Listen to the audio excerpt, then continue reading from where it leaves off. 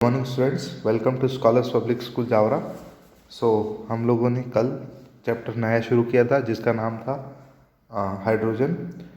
कल हमने हाइड्रोजन के बारे में जान लिया था कि हाइड्रोजन की जो पीरियोडिक टेबल में पोजीशन फिक्स क्यों नहीं है, हम लोगों ने ये अच्छे से जान लिया था। अब हम जानेंगे डाई हाइड्रोजन के बारे में, मतलब कारण क्या है कि हाइड्रोजन कभी भी सिंगल फॉर्म में हमें नहीं मिलता है। हमने कल पढ़ा था कि हाइड्रोजन हमें डायटोमिक फॉर्म में मिलता है, इसलिए हम क्या करेंगे, डायहाइड्रोजन को पढ़ेंगे। डायहाइड्रोजन के बारे में हमें पढ़ने से में क्या क्या चीज़ें पढ़नी है। तो सबसे पहले पढ़ना है उसका अकरेंस, मतलब वो मिलता कहाँ कहाँ है। तो dihydrogen is the most abundant element in the universe. कहाँ पर है, ध्यान रखिएगा वर्ड का, universe. 70% of total mass of the universe, ठीक है, यानी कि पूरा हमारा जो ब्रह्मांड है उसमें सबसे ज़्यादा क्या मिलता है, hydrogen. And it is a principal element in the solar atmosphere. तो जैसे जैसे हमारा जो सोलर सिस्टम है जिसमें 8 प्लैनेट्स है, एक सन है या कुछ एस्ट्रॉयड्स, मीटियोराइड्स, ये सारी चीज़ें हैं, तो इसमें भी सबसे ज़्यादा क्या मिलता है हमें, हाइड्रोजन। बट अगर हम अर्थ की बात करें, the giant planets are Jupiter and Saturn consist mostly of hydrogen, however due to light nature it is much abundant by 0.15% of mass earth. मतलब अर्थ पे आप देखिए ये 1% से भी कम में हमें मिल रहा है। इसका कारण क्या है, क्योंकि ये हमें अर्थ में कंबाइंड फॉर्म में मिलता है। तो अगर यूनिवर्स की बात करें तो मोस्ट अबंडेंट हाइड्रोजन, पर अर्थ की बात करें तो ऐसा नहीं है। हमें कितना मिलता है, तो 15.4% ऑफ अर्थ क्रस्ट किसकी बनी हुई है, हमारी हाइड्रोजन की। और ocean it is compound form designed water, plant and tissues. देखिए आपको पता है कि जो ग्लूकोज है या टिश्यूज़ है वो किसके बने हुए हैं, प्लांट्स और एनिमल्स सब हाइड्रोजन के बने हुए होते हैं। कार्बोहाइड्रेट्स या हम बात करें proteins, hydrides including hydrocarbons and many other compounds, ठीक है।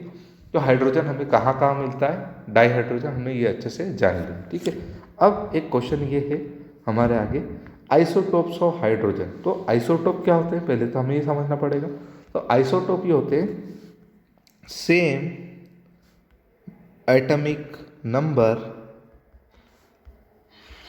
but different atomic मास। आपको क्या बात ध्यान रखनी है कि एटॉमिक नंबर सेम होता है बट एटॉमिक मास कैसा होगा, डिफरेंट होगा। जैसे देखिए हाइड्रोजन हैज़ अ 3 आइसोटोप, यानी कि आइसोटोप याद आपको समझ में आना चाहिए कि प्रोटियम, ड्यूटेरियम और ट्रीटियम। प्रोटियम, ड्यूटेरियम और ट्रीटियम। देखिए प्रोटियम को अगर हम जूम करके देखें तो यहाँ देखिए प्रोटेरियम के कितने हैं, हाइड्रोजन, इसका एटॉमिक नंबर 1, एटॉमिक मास भी 1, ठीक है। इसके बात करें ड्यूटेरियम तो देखिए 2 हाइड्रोजन 1 हाइड्रोजन, ठीक है। ट्रिटेरियम की बात करें तो देखिए यहाँ पर 1 हाइड्रोजन और उसका एटॉमिक मास कितना है, 3 है, ठीक है। ये बात समझ में आई। और हम इसको किससे रिप्रेजेंट करते हैं, टी से। हमें देखने को ये मिल रहा है, can you guess that how this isotope different from each other. तब क्यों डिफरेंट है, क्योंकि देखिए सबका एटॉमिक नंबर क्या है, सॉरी एटॉमिक मास क्या है, डिफरेंट है। So this atomic isotopes are different under the respect of presence of neutron. अब क्वेश्चन ये बना कि ये चेंजेस क्यों हैं, डिफरेंट क्यों है, तो किसकी वजह से, न्यूट्रॉन्स की वजह से। तो आपने पढ़ा है कि एक न्यूक्लियस होता है, न्यूक्लियस के अंदर क्या क्या होते हैं, प्रोटॉन और न्यूट्रॉन होते हैं, और उनके अराउंड कौन घूम रहा होता है, इलेक्ट्रॉन घूम रहे होते हैं, ये हमने अच्छे से जाना है। तो hydrogen, protium has a no neutrons और deuterium has a heavy electron, hydrogen has a 1 and tritium has a 2 neutron in their nucleus. तो ये बात ध्यान रखनी है, प्रोटियम में कोई न्यूट्रॉन नहीं है, आपका ड्यूटेरियम में 2 न्यूट्रॉन, 1 न्यूट्रॉन है, और ट्रिटेरियम में कितने न्यूट्रॉन है, 3 न्यूट्रॉन है। अमेरिका के एक साइंटिस्ट जिनका नाम था हैरोल्ड सी यूरुगे, अमेरिकन एक साइंटिस्ट थे, उनका नाम था हैरोल्ड यू उरुग्रे। उन्होंने क्या किया था कि ये जो हमारा आइसोटोप है हाइड्रोजन का, इसमें से उसने मास नंबर निकाला था 2 बाय फिजिकल मेथड्स। तो इस काम के लिए उनको क्या, उन्होंने क्या किया था, जो हाइड्रोजन है उसको सेपरेट कर दिया था। तो इस कारण के लिए उन्हें जो ये काम किया था उसकी वजह से उन्हें नोबेल प्राइज़ भी मिला था 1934 में। आपको ये सिंपल सी बात ध्यान रखनी है, ठीक है। अब हमें इसके बाद हमें ये जानना है कि इसकी एटॉमिक और फिजिकल प्रॉपर्टीज़ क्या है हाइड्रोजन की, ठीक है। तो हमारे लिए जानने वाली जब बात क्या है, हमें सबसे पहली बात कि आइसोटोप्स कौन कौन से हैं हमें ये पता है, आपका हाइड्रोजन या सिंपल से आप बात क्या बोले इसको, प्रोटियम, फिर ड्यूटेरियम और ट्रिटेरियम, ठीक है। हमें कुछ टॉपिक मैं आपको सिर्फ टिक करूँगा, आपको वही पढ़ने। सबसे पहली बात अबंडेंस, तो देखिए ड्यूटेरियम सबसे कम मिल रहा है, ट्रिटेरियम तो और ज़्यादा कम मिल रहा है, ठीक है। एटॉमिक मास, देखिए रिलेटिव एटॉमिक मास, तो देखिए रिलेटिव यानी कि आप वो ध्यान रखिए ना, कार्बन वाला, कार्बन 12 वाला, ठीक है। वन वन ये हमारा 2 और ये 3। हम अगर इसको राउंड फिगर में बोले तो हाइड्रोजन का एटॉमिक नंबर 1, मास 1, ड्यूटेरियम का 2 और ट्रिटेरियम का 3। मेल्टिंग पॉइंट और बॉइलिंग पॉइंट आपको बड़े ध्यान से पढ़ने, देखिए बॉइलिंग पॉइंट इनका ज़्यादा है और मेल्टिंग पॉइंट इसका, यानी कि दोनों ज़्यादा हैं दोनों, ठीक है। इतनी बात अच्छे से समझ में, आपको इतनी सी बात हमें ध्यान रखनी है, ठीक है। अब इसके बाद अगर हम बात करें तो हाइड्रोजन बने कैसे, हमारे आगे एक और क्वेश्चन आएगा, हाइड्रोजन को बनाया कैसे जाए। एक्चुअल में सीबीएसई ने इसको हटा दिया है, बट फिर भी हम इसको जानना ज़रूरी है, क्योंकि यहाँ पर एक टर्म आएगी हमें सिनगैस, जो कि हमारे लिए बहुत ज़रूरी है, ठीक है, वो हम पढ़ेंगे, ठीक है। तो आप किसी भी कंपाउंड को आप दो तरीके से बना सकते हैं, पहला है लेबोरेटरी मेथड और दूसरा है कमर्शियल मेथड। तो लेबोरेटरी मेथड क्या है आपकी, कि आपने क्या करा, पहले जिंक से आपने जिंक को डाइल्यूट किया किसके साथ, हाइड्रोक्लोरिक एसिड के साथ, जिसकी वजह से आपको डाइहाइड्रोजन मिल गया। तो जिंक है, जिंक को आपने किसके साथ रिएक्ट करवाया, आपने हाइड्रोजन के साथ रिएक्ट करवाया, तो जिंक अलग निकल गया और हाइड्रोजन डाइहाइड्रोजन आपको अलग निकल गए। It is also can be prepared by the reaction of zinc with aqueous alkali. तो आपने अल्काली मेटल्स पढ़े, आपने जो सोडियम वाला पार्ट था, सोडियम की जो चेन थी वो अल्काली मेटल्स, तो अल्काली मेटल से अगर कोई सॉल्यूशन बना है तो अल्काली सॉल्यूशन कहलाएगा, एक्वस अल्काली कहलाएगा। सो जिंक को हमने एक्वस अल्कोहलिक साथ डाला, तो देखिए हमें क्या मिल गया, सोडियम जिंकेट। और जो ये 2 हाइड्रोजन यहाँ पर देखिए 2 NaOH दिख रहा है यहाँ पे आपको, तो देखिए इसमें दो सोडियम है, 2 ऑक्सीजन है, 2 हाइड्रोजन है, तो 2 हाइड्रोजन अलग निकल जाएंगे, बाकी सारी चीज़ें इसके साथ बन जाएंगी। तो इसे हम क्या बोलेंगे, लेबोरेटरी मेथड, या मतलब हम ये लैब में बनाएंगे, ठीक है। पर कमर्शियली भी तो हमें इसका इम्पोर्टेंस है, तो कमर्शियली हमें सिर्फ इसे 2 से 3 चीज़ें हमें पढ़ना ज़रूरी है। तो पहली चीज़ पढ़ेंगे हम इसका electrolysis of acidified water using platinum electrodes give hydrogen. तो सिंपल सा हमने क्या करा, कि मान लीजिए आपका कोई हाइड्रोजन है, या अगर हम बात करें जैसे हम बात करें वाटर है आपका जिसके अंदर एसिड मिला हुआ है लिक्विड फॉर्म में, तो आपने क्या किया, उसको प्लेटिनम जो आपकी रॉड आती है उसके साथ इसका इलेक्ट्रोलाइसिस कराया, जिससे आपको हाइड्रोजन अलग मिल जाएगा और ऑक्सीजन अलग मिल जाएगा, ठीक है। और दोनों किस फॉर्म में मिलेंगे, गैस के फॉर्म में मिलेंगे, ठीक है। इसके बाद हमें पढ़ना है ये स्टीम वाला।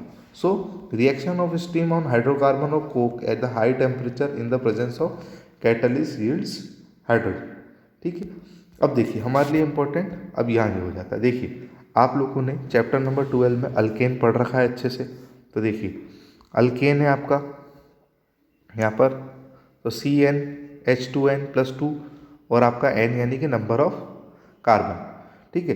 तो देखिए CH4 बना और H2O बन गया, तो हमने क्या किया, इसको निकल के साथ करवाया, क्या करना है हमने इसको, देखिए यहाँ पर क्या लिखा हुआ है, हमने इसको कोक के साथ क्या करवाया और हाई टेम्परेचर पे क्या कराया, इसका यील्ड्स करवाया, जिससे क्या मिला, हमें कार्बन मोनोऑक्साइड मिला और हाइड्रोजन गैस मिल गई, ठीक है। यहाँ पर भी देखिए क्या मिला, यहाँ कार्बन मोनोऑक्साइड मिला और क्या मिला, हमें H2 मिला। सो अगर ये मिक्सचर कार्बन मोनोऑक्साइड और हाइड्रोजन का मिक्सचर को हम क्या बोलेंगे, वाटर गैस। तो अगर आपसे कोई पूछे, क्योंकि देखिए वाटर के वजह से ही निकली है, तो ये कौन सी गैस कहलाएगी, water gas. So the mixture of carbon and hydrogen atom, hydrogen is called water gas, ठीक है, ध्यान रहेगा आपको। As this mixture CO and H2 is use for the synthesize of methanol and number of hydrocarbons. तो क्यों, क्योंकि carbon monoxide और hydrogen dihydrogen हमें सिंथेसाइज करने के काम आता है, क्या क्या, मिथेनॉल और hydrocarbon. So it is also called A synthesis gas. हम क्या बोलेंगे इसको, सिंथेसिस गैस, या और क्या बोलेंगे हम इसको, syn gas. Now day syn gas is produce from sewage, sawdust, scrap food, newspaper etcetera. तो सिन गैस कहाँ कहाँ से मिलेगी आपको ध्यान रखना है, सीवेज से मिलेगी, सॉडस्ट से मिलेगी और स्क्रैप वुड से आपको ये मिल जाएगी। अब the process of producing syn gas from coal is called coal gasification. अगर आपको सिन गैस किससे बनानी है, अगर आपको सिन गैस बनानी है कोल से, तो सिंपल सी बात, कोल क्या है आपका, कार्बन है। कार्बन को आपने किससे रिएक्ट कराया, वाटर से। कितने टेम्परेचर में, यहाँ पर देखिए हाई टेम्परेचर पर हमने क्या कराया, इसको रिएक्ट करवाया, हमें क्या मिला, कार्बन मोनोऑक्साइड और dihydrogen. So the production of dihydrogen can be increase by reacting carbon monoxide of syn gas mixture with steam in the presence of iron chromatic catalyst. देखिए अगर हम देखें तो ये ऊपर वाली जो है प्रोसेस ये बड़ी स्लो है। अगर हमको इसको फास्ट कराना है तो हमें कैटलिस्ट की ज़रूरत पड़ेगी। तो वो कैटलिस्ट कौन सा होगा हमारा, तो कैटलिस्ट होगा हमारा आयरन क्रोमेट। क्या होगा आपका कैटलिस्ट, आयरन क्रोमेट। तो क्या होगा कि जो कार्बन मोनोऑक्साइड है हम उसको किससे रिएक्ट करा दें, वाटर से, तो हमें क्या मिल जाएगा, कार्बन डाइऑक्साइड और आपकी H2 गैस हमें मिल जाएगी। So this is called water gas shift reaction. तो क्या करा आपने, वाटर गैस को क्या कर दिया, शिफ्ट कर दिया ना एक जगह से दूसरे जगह। Carbon dioxide is removed by scrubbing with the sodium arsenate solution. देखिए अब यहाँ पर ये जो प्रोडक्ट हमारा मिला, कार्बन डाइऑक्साइड और H2 हमें मिला। अब क्या है कि हमें सिर्फ H2 की ज़रूरत है, कार्बन डाइऑक्साइड की ज़रूरत नहीं है। तो कार्बन डाइऑक्साइड को हम कैसे रिमूव करेंगे, तो बाय स्क्रबिंग, यानी कि उसके अंदर हम प्रोवाइड करेंगे sodium arsenate solution. Presently 77% of industrial dihydrogen is produce from petrochemical. कहाँ से हम यूज़ करते हैं इसको, पेट्रोकेमिकल से। 18% कहाँ से यूज़ करते हैं हम इसको, कोल से। और 4% हम कहाँ से यूज़ करते हैं, 4% एक्वस सॉल्यूशन से। और 1% हम कहाँ से यूज़ करते हैं, अदर सोर्सेज से। आई होप आपको आज की बात समझ में आई होगी। आपको रिएक्शंस अपनी कॉपी के अंदर नोट डाउन करनी है अच्छे से, ताकि आप इसको अच्छे से जान पाएँ। कल हम पढ़ेंगे फिर प्रॉपर्टीज़ ऑफ हाइड्रोजन, डाइहाइड्रोजन, जिसमें केमिकल और फिजिकल प्रॉपर्टीज़ पढ़ेंगे। तब तक के लिए आप पढ़ते रहिए। Thank you so much, God bless you all.